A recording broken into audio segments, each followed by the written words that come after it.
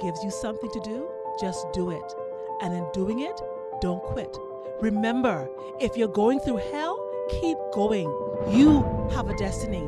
You have a purpose. And God is waiting on you to get there. Let's talk about it.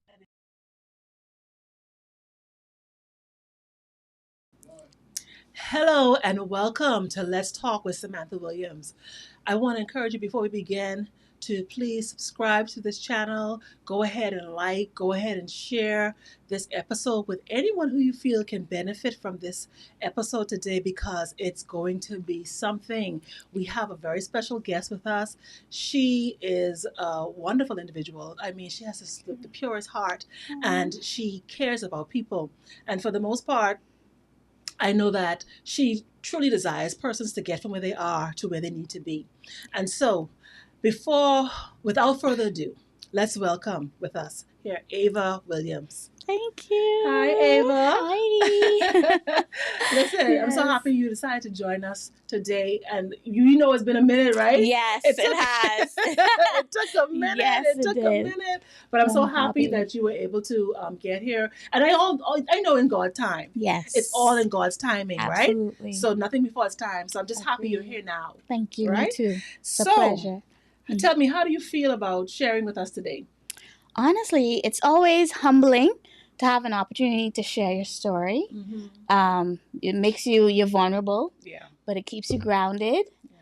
And it also gives you an opportunity to just share the love of God. Absolutely. And that's the ultimate, right? Yes, that's the ultimate. Right. And it's not necessarily being so, I would say, blatant with it, but just from your story, your witness, you sharing what you went through and how God has kept you through all of that, and being able to then witness to someone else and hopefully encourage them that they're not alone. Yeah, yes. Absolutely, absolutely. So let's go back to the beginning. Yes. We're going to talk about you navigating, your divorce. We know divorce is never easy. No, it's not. And, in particular communities, church environments, it can, be even difficult. So let's talk about that chapter in your life. Yes, ma'am. All right. What emotions did you experience in those early days once you realized your marriage was coming to an end? To be quite honest with you, it's so hard to put that into words. The pain, the disappointment, the insecurities, the shame. It's really hard to articulate, but essentially you just feel isolated. You feel judged. You feel kind of closed in. And that's not only necessarily from an outside source, but within yourself. The feeling that hurt and disappointment that you actually found yourself at that crossroads and having to pursue or persevere through everything that comes with divorce, especially when children are involved. And so it was really a dark time. Absolutely. I can only imagine that experience. Yes. So how did your church environment shape your perspective on marriage and divorce? Let's talk about that. Yes. So we'll talk about that.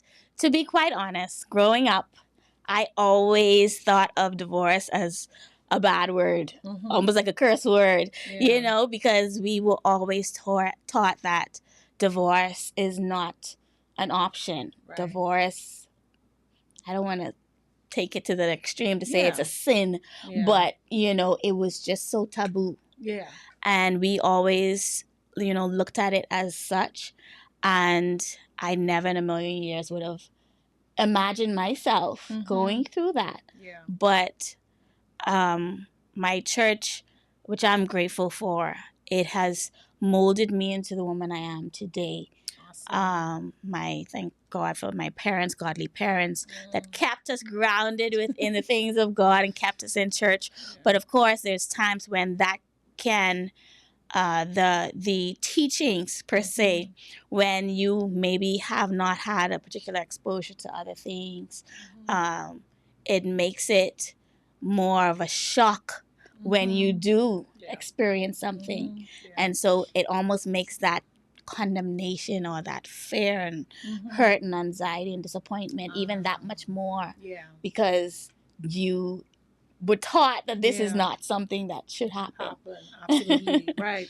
So with that being said, did you feel judged or did you feel supported by your church community? I will be transparent and say, to an extent, I wouldn't necessarily say that I felt judged. I think a lot of the judgment that I felt in my heart came from within. It wasn't that my church was pointing a finger at me or anything of that nature. In terms of the support, again, being transparent, I honestly did not feel very supported by my church. And it could be because maybe persons just didn't know how to approach me. Maybe persons just didn't know how to help. Absolutely. I had one or two persons that did reach out. But I honestly felt isolated during that time. I thank God for my family. You know, they really were my village and rallied around me and was there for me during those really dark nights, those dark times. But in terms of my church community, it definitely, I did not necessarily feel that support. And I don't fault anyone for that. Again, because everyone has something going on, right? So we can't expect for persons to always be there for us. But I do feel like there is a need for us to be more personal with each other. Especially we're seeing everyone on a weekly basis at least. Absolutely. Be more personal, us checking on each other. You know, seeing if someone needs something. Because you see someone on Sunday for a couple hours, but you never know what they're really going through. And so I did step away from my church at that time. But before we get into that, I just want to say that I love your answer. I love when you said that maybe they just didn't know what was going on to the extent where they knew how to help.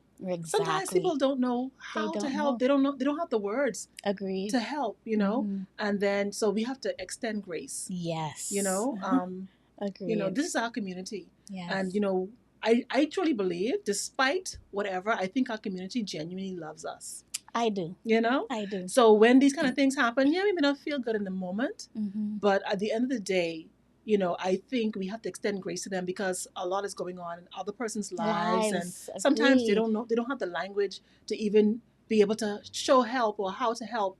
And then you went ahead and you backed it up with learning how to be more personal. So maybe they can learn how to take a 180 turn from that approach. You know? So there's hope. Yes, there's hope. I believe it because my church community is very loving. I've grown up in it for most of my life. There were times when I was away, whether at school or during my marriage, when I actually was attending other churches. And you know, there were times when I was not there, but I am just grateful for the persons that were there that helped to groom me, that mentored me. You know, I love my church dearly, and I know that they love me as well. Oh yeah, we gotta give a shout out to your church. Yes. We gotta let it be known. Because they are our support. Right.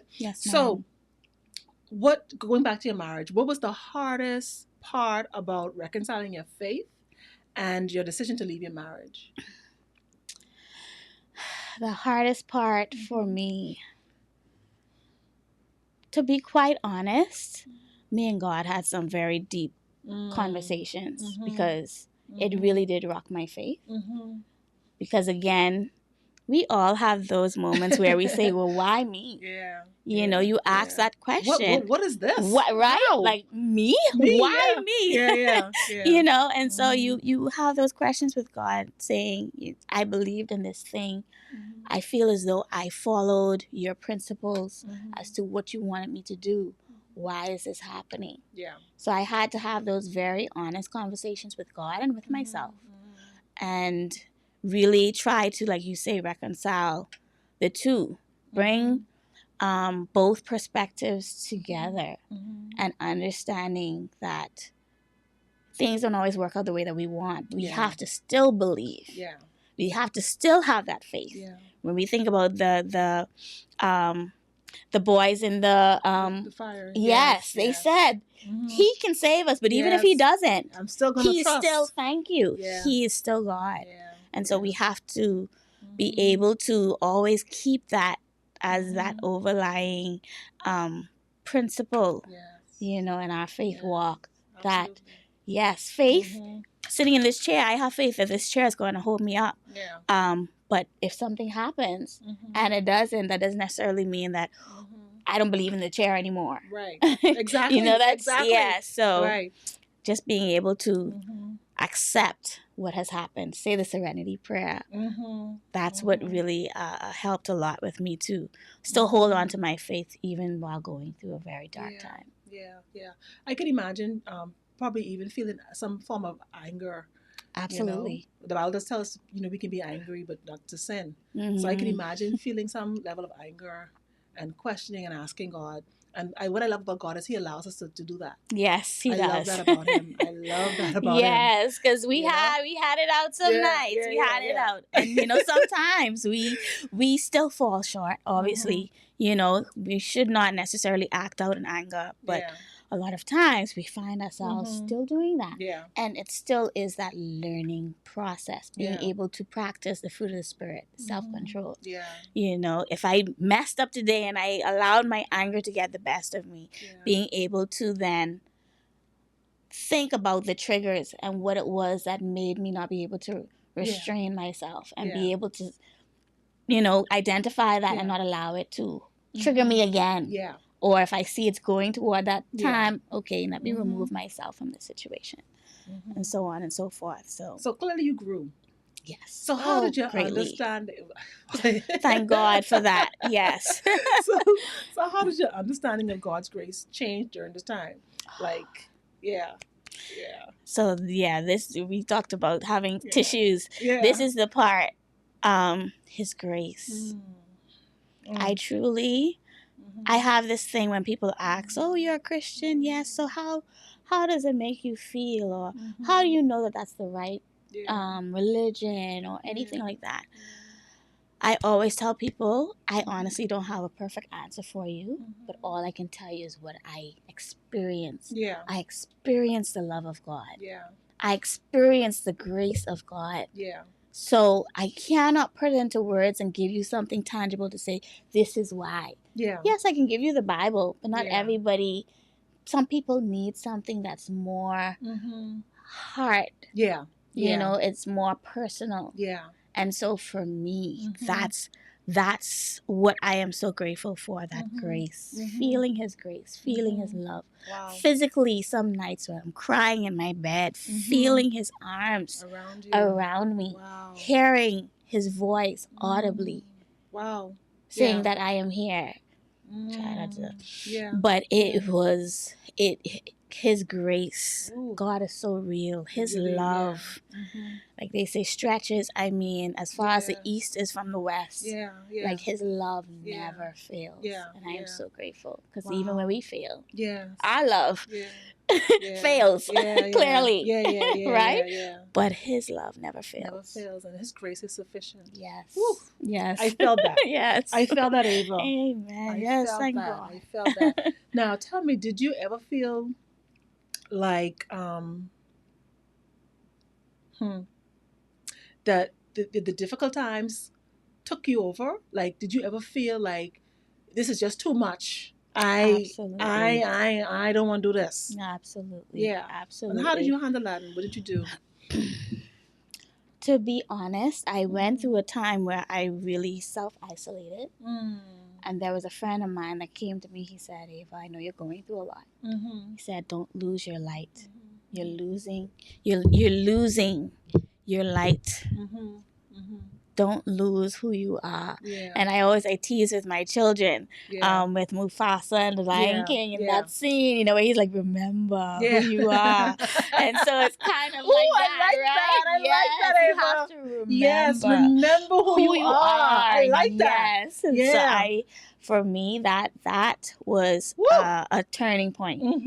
And that's because I started to see people looking at me kind of differently, like, oh gosh, she's really going through it. Yeah. Even though there were times when people say, man, Ava, you really carry this well. You're a strong woman. I didn't feel strong. Yeah. They saw something. They saw something. And so I would say from that point on is when I really started to lean in to God. Woo. I really started to lean into who I am and who I know I was called to be. Really started to prioritize my health, my children, being the best version of myself, the best mother that I can be, even within my profession, you know, treating the patients with love and compassion, not taking what I was going through to work, you know, so being intentional about how I approached every day. I love that. That's what really helped me and pushed me. I love that. I love that. Now, we're going to talk about the unexpected commendation. And that is, someone had once told you, they said to you, pretty much, well, I'll let you explain it. They said something to you that really stood out to you and it made a huge difference to you. Tell us about that, when they said that to you. What exactly did they say? So there was an instance, and there were many instances when something similar happened, but there was an elderly lady that approached me, and she was just sharing with me, and she was just talking about my light. And I was so humbled by what she was saying. And she said, you know, when I found out that you went through a divorce, I was actually proud of you, which caught me off guard, to be quite honest, because not a lot of the older persons would say something like that because they always stick and stay, you know. And she said, I was so proud of you. She said, because you were strong, and I wish I had the strength to do what you did. Wow. And I said, I was so taken aback. And it's so funny, people watch you. The persons that you would never even think watching are the ones that are really watching and feeling encouraged by your story, feeling empowered by your story. And so she said, she expressed to me what she experienced in her marriage. She is a widow now, but she stuck it and stayed. And she said she wished that she did it differently. Wow. She shared how she feel like all of what went on in her marriage affected her children, and how she, you know, almost wish there was almost a little bit of regret, and wishing that she had left. And she encouraged, right? And so she encouraged me. She said, "Don't you ever walk around with your head held down. Say you walk around with your head held high." She said, you are a daughter of the King, and your light is encouraging so many. And I started to break down in tears because it was such a, I wouldn't say necessarily a random conversation, but for her to pour into me the way that she did that day, it really empowered me and encouraged me. And it helped me to continue to push. Because even in the push, there's times when you still feel discouraged. And God will send that person, send that word, give you something to encourage you, to say, hey, I see you. I'm still here. Keep pushing. And so it was very, very encouraging. So clearly that changed your perspective on your journey, right? Yes.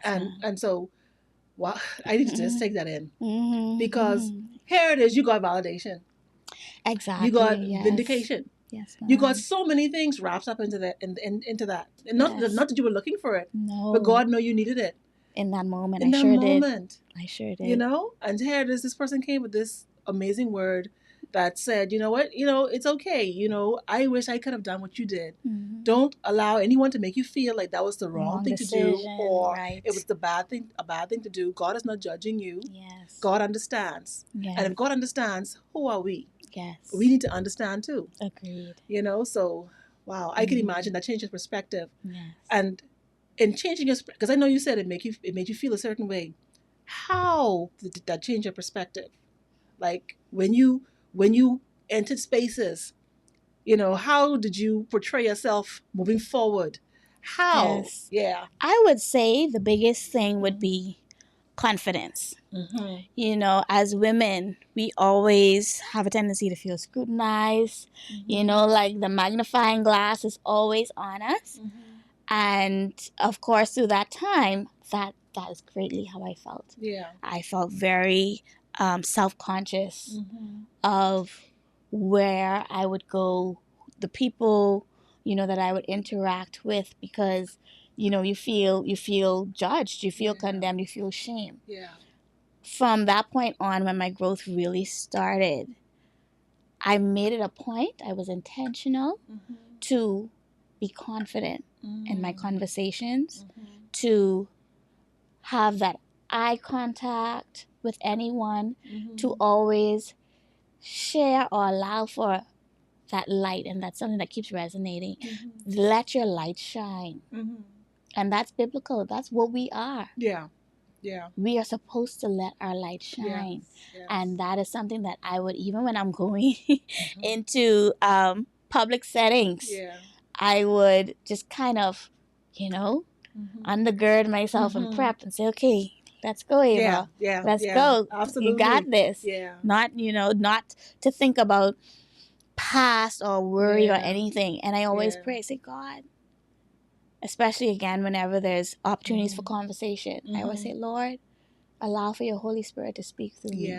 Help me not to say anything that is contrary to what you want me to say. Yes. Season my words. Yes. Help it to be received with a heart of flesh. And help me to be obedient in what you are leading me to say. That's it. Sometimes we shy away. And sometimes we speak out of turn. Yes. So I'm always, Lord, help me to say what you would have me to say. Absolutely. Help me to encourage and empower.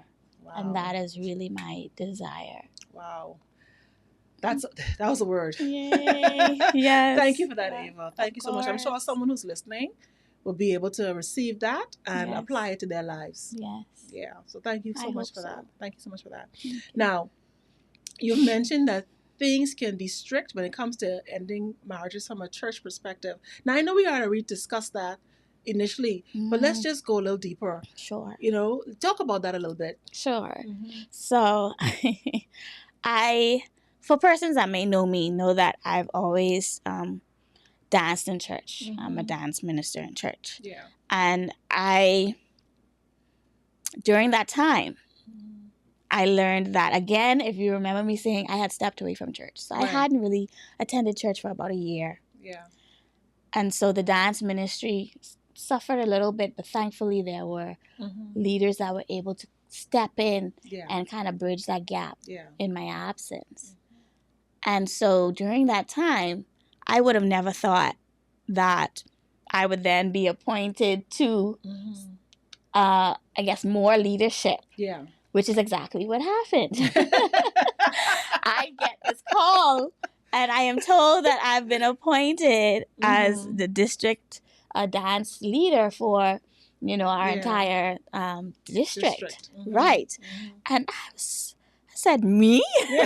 What is this? I haven't been to church in the longest time, you know, but even see me, I'm like a hermit right now. Me?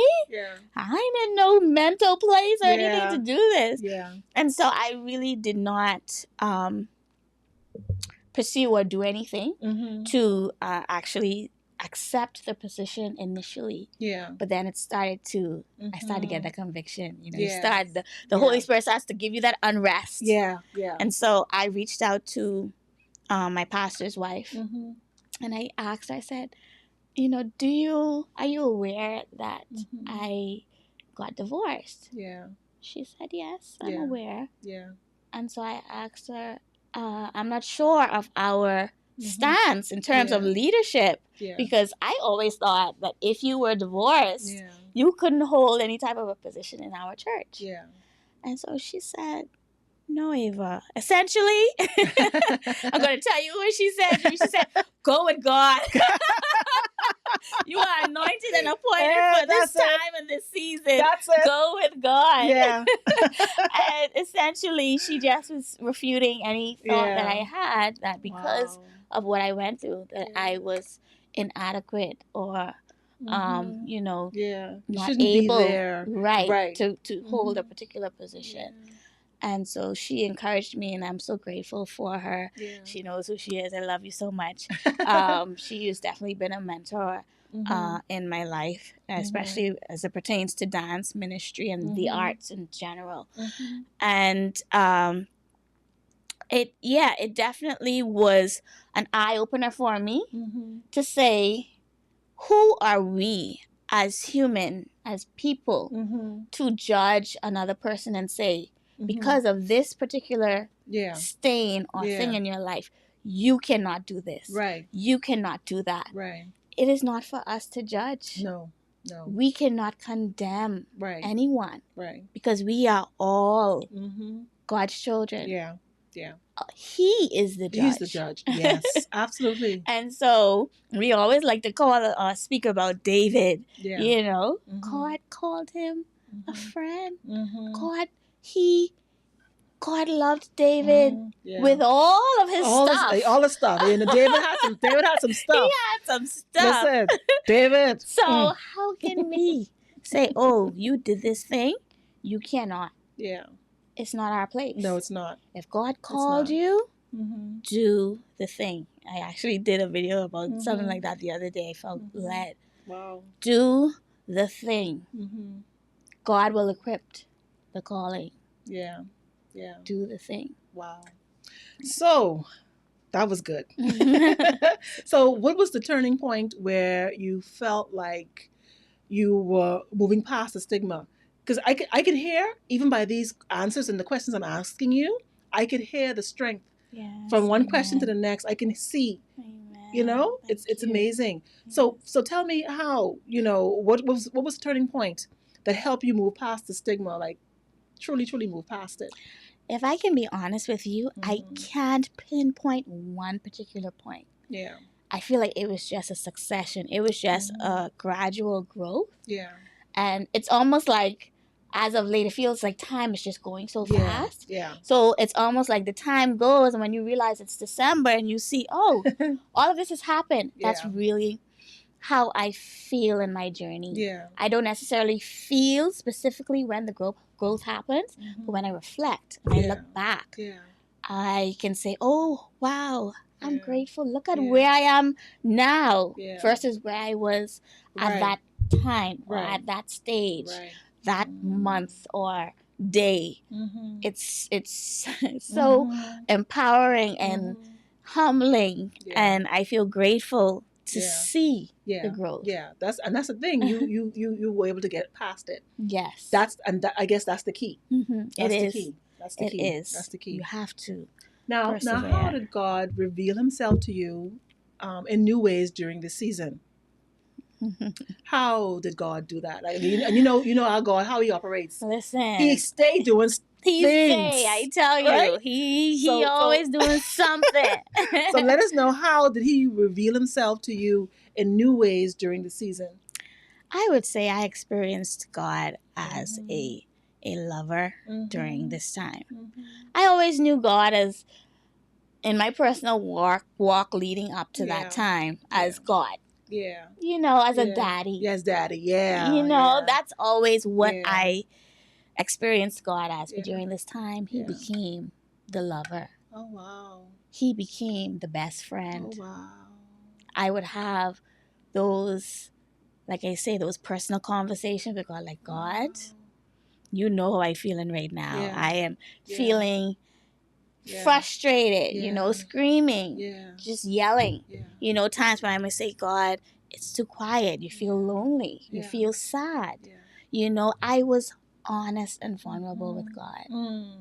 And a lot of times, even in our relationships, that's really how you gain a closer connection, is when you are vulnerable with that person. When you share something with that person that no one else knows. When you just really pour out all of the emotion, you let them see you in a raw form. Yeah. So I'm wondering if He showed Himself to you in a way where you to step out on faith on a lot of things. Because I know you had a couple of transitions. Oh, yes. And I saw you. Yes. I saw you out there making some moves, right? Listen, I saw you. So I'm wondering. I'm wondering if those are some of the ways that God revealed Himself to you. Absolutely. By opening these doors and allowing you to step out Absolutely. and not be in that comfort zone. Yes. And not be in that, just, yes. yeah. So elaborate on that for me. Sure. He he definitely opened some doors. Yeah. I think probably one of the things that most persons would be familiar with now would be that I am a part of an anthology. I was able to write a book, which is a dream, something that was placed in me some years ago. Yeah. And it's still more to come. Yeah. But this was the initial, and if I even tell you the journey of how I even got involved in this, it's like, boy, that's all God. You know that's God. And so there's that. And then being able to, as of now, step out as a full-time entrepreneur. I now have my MediSpa, MBS, MediSpa and Diagnostics. And I, being an entrepreneur, any of the entrepreneurs out there know how much of a challenge that is. Okay, tell me about it, right? It ain't easy. But you see God at every step. You know, in the Bahamas, people always would say, "Oh, girl, how you gonna leave shore for shore?"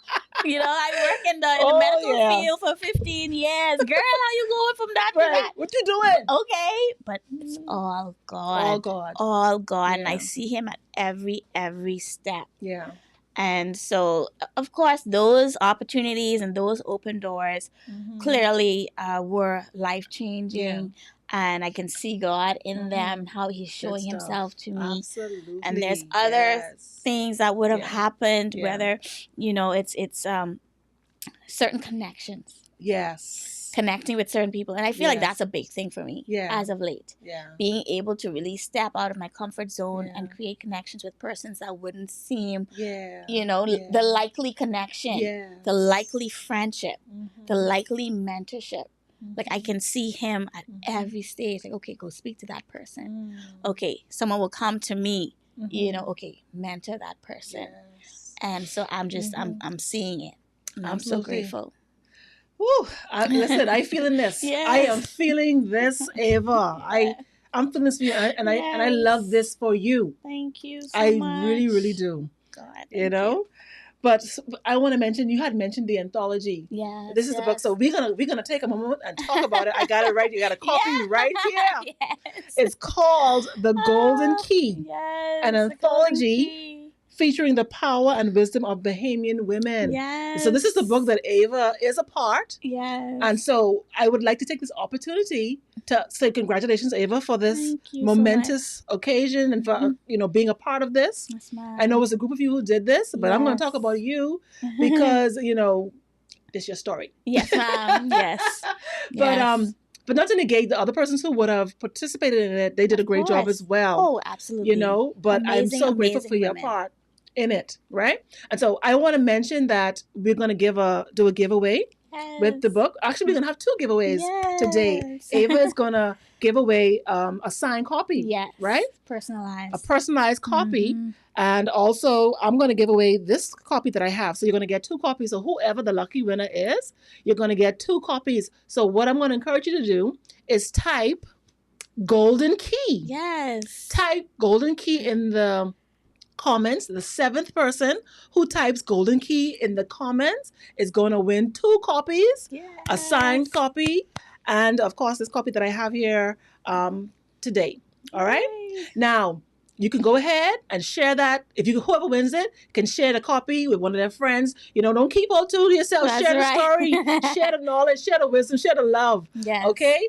But I'm going to encourage you, go ahead. The 7th person who types Golden Key is going to win those copies. All right? Yes. Good. Excellent. Now, with that being said, Ava, let's get back to you. Yes, ma'am. Yes, ma'am. Okay, so pretty much, I know that you probably had scriptures that you would have held on to. And you know, there are certain prayers that you would have prayed to help you get through. Tell us a little about that. Let us know about the scriptures that you would have held on to, maybe some of the prayers that you would have prayed. Let us know about that. Sure. The scriptures, there's so many, too many to list. But I would say something that always would come to me would be Romans 8. What's the verse? But we all know it. Very known scripture. All things work together. I love it. I love that. Yes. For them that love God and are called according to their purpose. Yes. So it reminded me you're called, Yeah. you love God, Yeah. and everything you put your hand to do will work for your good. Yes. Yes. So that was great encouragement to me. Yes. And the other would be no weapon. That's Jesus. it. That's it. Formed against me or my family to this day, my children and I, every morning we recite that. Yeah. No weapon formed against me will prosper. Yeah. And any tongue that shall rise up against us is condemned, and judgment is condemned. Love it. And so I encourage, it's some powerful scriptures, girl. Because when you're going through a time where you feel like you're being scrutinized, you're going, you know, you have to remind yourself that no weapon, it cannot prosper. Yeah. No. It cannot prosper. No. And people may try to talk, you know, in the Bahamas, especially Grand Bahama, there's a lot of that. Small place. Okay? Yeah, it's a small and place. So you have to remember you are God's child. Absolutely. The weapon may form, but it will not prosper. Yeah. And anyone speaking, they are condemned. That's it. That's it. The words that they speak are condemned. Exactly. Yeah. It's condemned. Absolutely. Absolutely. So let me go ahead now and just go and lean into encouraging other women. Yes. Right? Because that's what we're about. Yes. Listen, I know, Ava, that's your thing. My heart. Yes. Yes. I know. I say I'm a girl's girl. Yeah, she is. And let me tell you, guys, let me tell you, she really is. And I tell you, Ava has a big heart. Ava is like a heart. She's a heart walking around in human form. I'm telling you, that's how Ava, who knows? Ava knows what I'm talking about. If you know, you know. Okay? And that's how Ava is, right? Yes. And so let's talk about encouraging women. So for the most part, most women feel like they're damaged goods. When they go through an experience like this after divorce, they feel like, yeah, it ain't looking good for me, or whatever. They just feel damaged, right? Yes. So what would you say to them? What kind of encouragement would you give to somebody who feels like, this ain't it, or I ain't it? Yes. You know? I would always encourage. And this scripture, even though it's used over and over and over and over, it still holds a lot of weight. Yeah. In knowing that you are fearfully and wonderfully made. Absolutely. That's not only talking about physical attributes. That is talking about who you are as a person at your core. You are fearfully and wonderfully made. If you are an extrovert, you are fearfully and wonderfully made. If you are an introvert, you are fearfully and wonderfully made. If you are an ambivert, which is what I am. Me too. I'm a mix, right? A mixture of both. You are fearfully and wonderfully made. We all have flaws. Yeah. We all have gone through life's challenges and things that made us question some things. But you are not damaged. You are fearfully and wonderfully made. You are a daughter of the King. Yes. We have to remind ourselves of that. Yes. The King, you know what it is to be a princess? Oh, yes. We are princesses. We are princesses. And so remember, royalty. Yes, we are royalty. Remember who you are. You, not in a cocky sense. It's not saying, oh, I'm arrogant. Yeah, right. No, it's not about that. It's about having that confidence. Quiet confidence, knowing that all things work together for the good. Any tongue that shall rise up against you in judgment is condemned. Yes. That you are fearfully and wonderfully made. That, and just speak these scriptures. I speak and pray the Proverbs, the 31. Yeah. Because I may not be all the way there, but I'm going to pray and speak that over myself. Because why? The words that we speak are powerful. That is how things manifest in our lives. I want to encourage you to speak. Even sometimes you don't feel it. See, we don't always feel beautiful. Right. We don't always feel confident. Right. We don't always feel accomplished or like we're doing the right thing. But we have to speak it. Yeah. Speak life. Speak it over yourself. Speak it over your children. Speak it over your home. And watch how God captures those words. Like you say, he will watch over his word to perform it. it will not return unto him void. Absolutely. He's going to watch over those words that we speak. That's why we also have to be careful not to speak curses over ourselves, our children, our businesses, our island. Yeah, right, exactly. We need to speak life. Speak life, yeah. Speak life. Yeah. And so I encourage you to speak life, no matter how you feel. Yeah. The more you speak it, the more it will manifest. Absolutely. Oh, wow. Yes. Ava, thank you for that. Thank you for that. I feel encouraged. Ava coming on here again, encouraging. Yes. Awesome. That's what I'm here for. That's what, you are an encourager. Yes. You are. You are an encourager. And so thank you for that so much, Ava. I feel encouraged right now. Yes. So we're going to speak life. We're going to prophesy to those dry bones. Hello. Yes. Thank you. Listen, we're going to prophesy to those dry bones and they shall live. They shall live and not die. You know? They shall live. Yes, absolutely. Okay, so Ava, tell me, is there, if you could go back or thinking back to, when you were in the middle of the hardest moments, is there anything that you would tell yourself? What would it be? Like, you thinking back about it, one thing that you could tell yourself in that hard moment, what would it be? I would probably say, you're going to make it. Because whenever we face hardships that feel unbearable, sometimes you feel like you want to give up. Like you just, you can't survive. I would tell myself, you're going to make it one step at a time. So a lot of times I'll encourage persons who would have had one-on-ones with me would know. I always say this. Take it one day at a time, one step at a time. Hour to hour if you have to. Minute to minute if you have to. Because many days I did that. 5 minutes from thank you. Five minutes from now, I may not know if I would still be sitting here. But I would just say, okay, Eva, breathe. Take it in. Okay, let's focus on this one thing right now. Oh, I made it to 5 minutes. Okay, let's do the hour. I made it to hour. You just have to encourage yourself and empower yourself one step at a time. Awesome. Awesome. Now, before we wrap up, let's talk about looking ahead now. Yes. Tell me what excites you most about the next chapter of your life. What excites me the most? I'm excited about so many things. I know. I'm excited because I see God's hand so much in my life right now. And as I mentioned, it is such a faith walk.